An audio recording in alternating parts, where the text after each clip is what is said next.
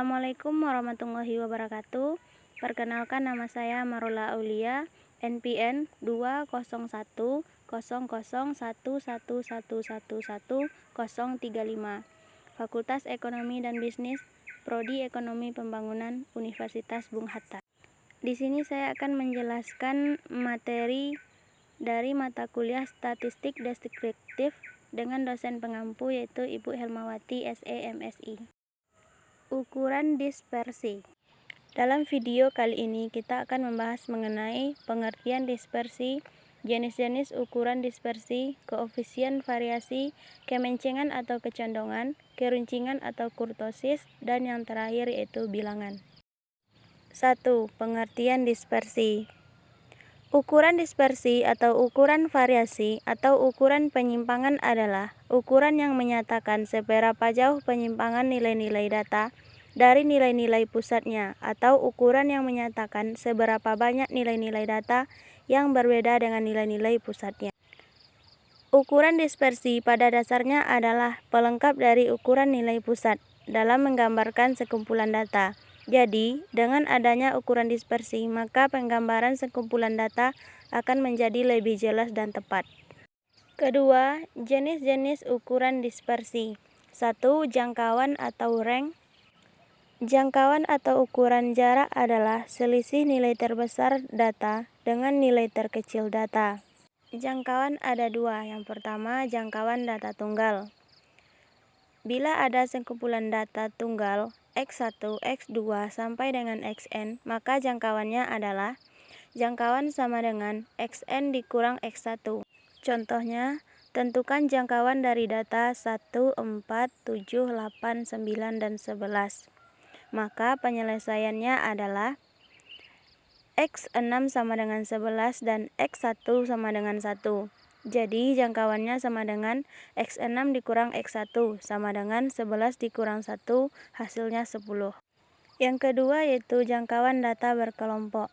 Untuk data berkelompok, jangkauan dapat ditentukan dengan dua cara, yaitu menggunakan titik atau nilai tengah dan menggunakan tepi kelas. 1.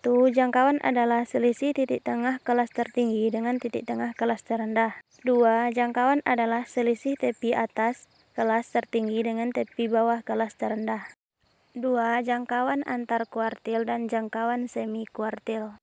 Jangkauan antar kuartil adalah selisih antara nilai kuartil atas dan kuartil bawah. Jangkauan antar kuartil dirumuskan dengan JK sama dengan Q3 dikurang Q1. Jangkauan semi interkuartil atau simpangan kuartil adalah setengah dari selisih kuartil atas dengan kuartil bawah. Jangkauan semi interkuartil dirumuskan dengan Qd sama dengan 1/2 Q3 dikurang Q1. 3. Deviasi rata-rata atau simpangan rata-rata. Deviasi rata-rata adalah nilai rata-rata hitung dari harga mutlak simpangan-simpangannya. Cara mencari deviasi rata-rata ada dua. Yang pertama, deviasi rata-rata tunggal. Untuk data tunggal, deviasi rata-rata dapat dihitung dengan menggunakan rumus yang ada di slide. Kedua, deviasi rata-rata untuk data berkelompok. Untuk data berkelompok, deviasi rata-rata dapat dihitung dengan rumus yang ada di slide. 4. Varians. Varians adalah nilai tengah kuadrat simpangan dari nilai tengah atau simpangan rata-rata kuadrat. Untuk sampel, variansnya atau varians sampel disimbolkan dengan S⁻². Untuk populasi, varians atau varians populasi disimbolkan dengan O⁻² atau dibaca sigma. Varians ada 3. 1. Varians data tunggal. Untuk seperangkat data X1, X2, X3 sampai dengan Xn data tunggal, variansnya dapat ditentukan dengan dua metode. 1. Metode biasa dan kedua metode angka kasar. Yang kedua, varians data berkelompok. Untuk data berkelompok atau distribusi frekuensi, variansnya dapat ditentukan dengan menggunakan tiga metode. Metode biasa, metode angka kasar, dan metode coding. Yang ketiga, varians gabungan. Selanjutnya, simpangan baku atau standar deviasi. Simpangan baku adalah akar dari tengah kuadrat simpangan dari nilai tengah atau akar simpangan rata-rata kuadrat. Untuk sampel, simpangan bakunya atau simpangan baku sampel disimbolkan dengan S. Untuk populasi, simpangan bakunya atau simpangan baku populasi disimbolkan dengan O1. Untuk menentukan nilai simpangan baku, caranya ialah dengan menarik akar dari varians. S sama dengan akar varians. Cara mencari simpangan baku ada dua. Satu, simpangan baku data tunggal. Untuk seperangkat data X1, X2, X3 sampai dengan Xn data tunggal, simpangan bakunya dapat ditentukan dengan dua metode. Satu, metode biasa dan metode angka kasar. Dua, simpangan baku data berkelompok. Untuk data berkelompok atau distribusi frekuensi, simpangan bakunya dapat ditentukan dengan tiga metode. Satu, metode biasa. Dua, metode angka kasar. Dan tiga, metode coding. Yang ketiga, simpangan baku gabungan. Untuk mencari simpangan baku gabungan, caranya adalah dengan menarik akar dari varians gabungan. Rumusnya seperti gambar yang ada di slide. Selanjutnya, koefisien variasi. Ukuran-ukuran dispersi atau variasi yang telah dibahas sebelumnya merupakan dispersi absolut, seperti jangkauan, simpangan rata-rata, simpangan kuartil, dan simpangan baku. Untuk dispersi absolut hanya dapat digunakan untuk melihat penyimpangan-penyimpangan nilai yang terdapat pada suatu kumpulan data, bukan untuk beberapa kumpulan data. Untuk membandingkan dispersi atau variasi dari beberapa kumpulan data digunakan istilah dispersi relatif, yaitu perbandingan antara dispersi absolut dan rata-ratanya. Dispersi relatif dirumuskan dengan dispersi relatif sama dengan dispersi absolut dibagi rata-rata. Dispersi relatif ada 4 macam. 1. Koefisien variasi atau KV. Jika dispersi absolut digantikan dengan simpangan bakunya, maka nilai dispersi relatifnya disebut koefisien variasi. Koefisien variasi dirumuskan dengan KV sama dengan S per X bar dikali 100%. Di mana KV sama dengan koefisien variasi, S sama dengan simpangan baku, X bar sama dengan rata-rata. Kedua yaitu variasi jangkauan. Variasi jangkauan adalah dispersi relatif yang dispersi absolutnya digantikan dengan jangkauan. Variasi jangkauan dirumuskan dengan FR sama dengan R per X bar dikali 100%. Yang ketiga, variasi simpangan rata-rata atau FSR. Variasi simpangan rata-rata adalah dispersi relatif yang dispersi absolutnya digantikan dengan simpangan rata-rata. Variasi simpangan rata-rata dirumuskan dengan FSR sama dengan SR per X bar dikali 100%. Selanjutnya, variasi kuartil. Variasi kuartil adalah dispersi relatif yang dispersi absolutnya digantikan dengan kuartil. Variasi kuartil dirumuskan dengan VQ sama dengan QD per ME dikali 100%. VQ sama dengan Q1 dikurang Q2 per Q1 ditambah Q2 dikali 100%. Materi selanjutnya adalah kemencengan atau kecondongan. Kemencengan atau kecondongan adalah tingkat ketidaksimetrisan atau kejauhan simetri dari sebuah distribusi. Sebuah distribusi yang tidak simetris akan memiliki rata-rata, median, dan modus yang tidak sama besarnya.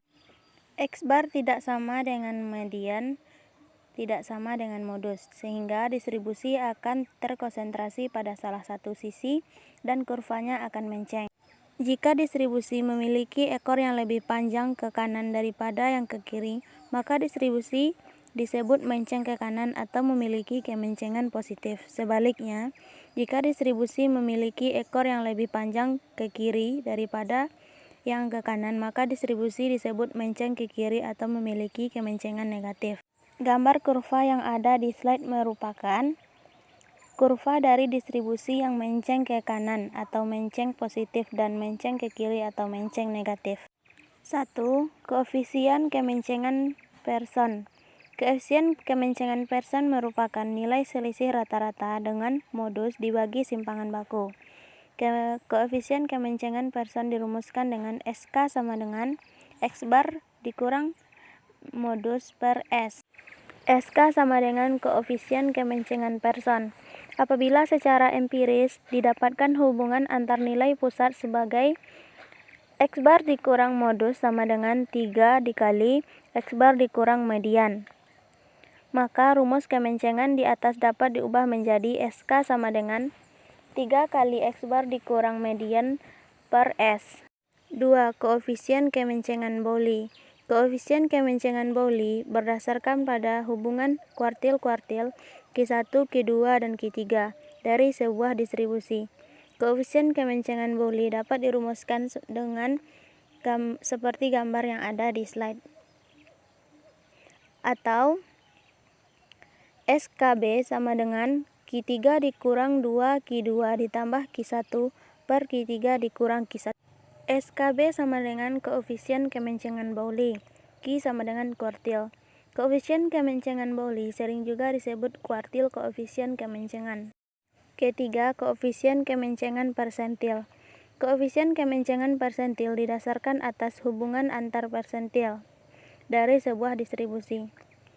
Koefisien kemencengan persentil dapat dirumuskan seperti gambar yang ada di slide, di mana SKP sama dengan koefisien kemencengan persentil, P sama dengan persentil. 4. Koefisien kemencengan momen. Koefisien kemencengan momen didasarkan pada perbandingan momen ketiga dengan pangkat 3 simpangan baku. Koefisien kemencengan momen dilambangkan dengan X3. Koefisien kemencengan momen disebut juga kemencengan relatif. Untuk mencari koefisien kemencengan momen ada dua. Yang pertama untuk data tunggal dan yang kedua untuk data berkelompok. Materi selanjutnya yaitu keruncingan atau kurtosis. Keruncingan atau kurtosis adalah tingkat kepuncakan dari sebuah distribusi dan biasanya diambil secara relatif terhadap suatu distribusi normal.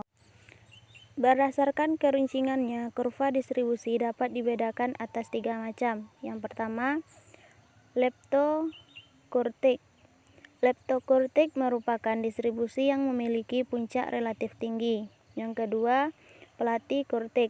Platikurtik merupakan distribusi yang memiliki puncak hampir mendatar. Yang ketiga, mesokurtik. Mesokurtik merupakan distribusi yang memiliki puncak tidak tinggi dan tidak mendatar. Bila distribusinya merupakan distribusi simetris, maka distribusi mesokurtik dianggap sebagai distribusi normal. Gambar yang ada di slide merupakan gambar keruncingan kurva. Yang paling puncak yaitu leptokurtik, di tengah mesokurtik, dan yang paling bawah platikurtik. Untuk mencari keruncingan suatu distribusi, ukuran yang sering digunakan adalah koefisien keruncingan dan koefisien kurtosis persentil. 1. Koefisien keruncingan. Koefisien keruncingan atau koefisien kurtosis dilambangkan dengan alfa 4. Jika hasil perhitungan koefisien keruncingan diperoleh 1, nilai lebih dari 3, maka distribusinya adalah distribusi platikurtik. Nilai lebih dari 3, maka distribusinya adalah distribusi leptokurtik. Dan nilai yang sama dengan 3, maka distribusinya adalah distribusi mesokurtik. Untuk mencari nilai koefisien keruncingan dibedakan menjadi 2. 1. Untuk data tunggal dan yang kedua untuk data berkelompok. Yang kedua, koefisien kurtosis persentil. Koefisien kurtosis persentil dilambangkan dengan K atau kappa. Untuk distribusi normal, nilai K sama dengan 0,263. Koefisien kurtosis persentil dirumuskan dengan K sama dengan 1/2 Q dikurang Q1 per P90 dikurang P10.